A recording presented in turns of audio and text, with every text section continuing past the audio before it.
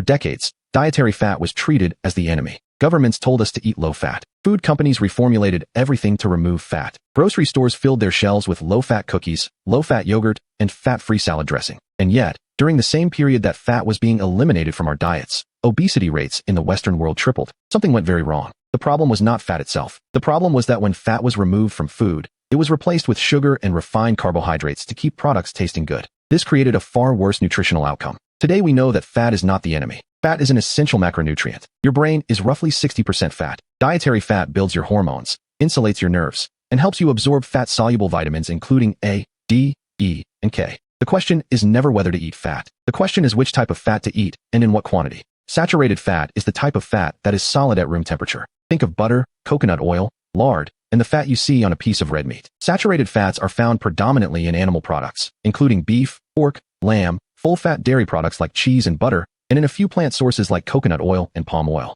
For decades, saturated fat was considered the primary dietary driver of heart disease. The hypothesis was simple. Saturated fat raises LDL cholesterol, and high LDL cholesterol causes heart attacks. But recent research has complicated this picture significantly. While saturated fat does raise LDL cholesterol, it appears to raise large LDL particles, which are less strongly associated with cardiovascular risk than small, dense LDL particles. Additionally, saturated fat also raises HDL, which is the protective form of cholesterol. The current scientific consensus is that saturated fat is not as dangerous as originally believed, but it should still be consumed in moderation. Most health guidelines recommend keeping saturated fat below 10% of total daily calories. Replace saturated fat with unsaturated fat when possible, particularly when looking to improve cardiovascular markers. Unsaturated fats are liquid at room temperature and are broadly divided into two categories: monounsaturated fatty acids, or MUFAs, and polyunsaturated fatty acids, or PUFAs. Monounsaturated fats are found in olive oil, avocados, most nuts including almonds and cashews, and in peanuts and peanut butter.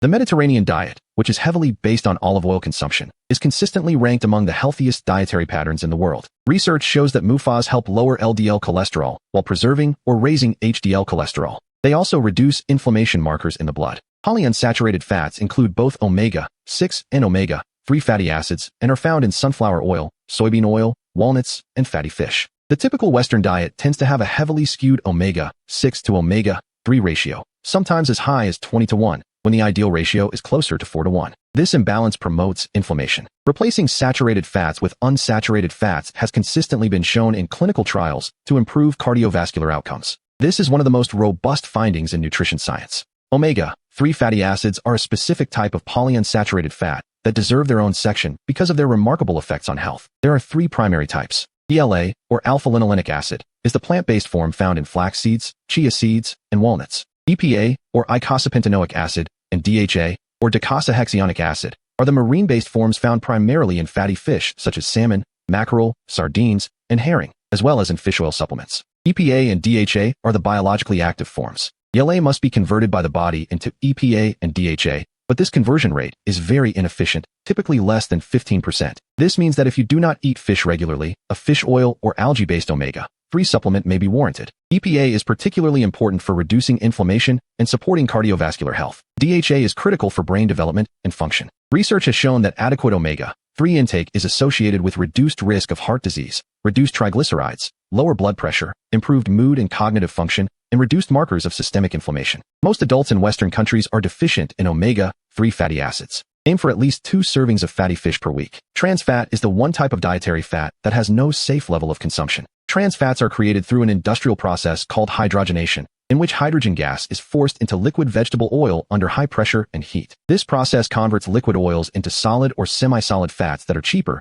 have a longer shelf life, and can withstand high-temperature frying. The food industry used partially hydrogenated vegetable oils extensively for decades, particularly in margarine, shortening, packaged cookies, crackers, microwave popcorn, and commercially fried fast food. The health consequences were severe. Trans fats raise LDL cholesterol, lower HDL cholesterol, and promote systemic inflammation, creating the worst possible combination for cardiovascular health. Research consistently linked trans fat consumption to dramatically increased risk of heart disease, stroke, and type 2 diabetes. The evidence became so overwhelming that the United States Food and Drug Administration ruled in 2015 that partially hydrogenated oils were no longer recognized as safe and banned them from the food supply by 2020. Many other countries followed. However, trans fats are still found in small amounts in some processed foods due to labeling loopholes, as manufacturers are allowed to list 0 grams of trans fat if a serving contains less than half a gram. Always check the ingredient list for the words partially hydrogenated oil. Here's what to take away. Saturated fat is not as deadly as we once thought, but keep it moderate and below 10% of your daily calories.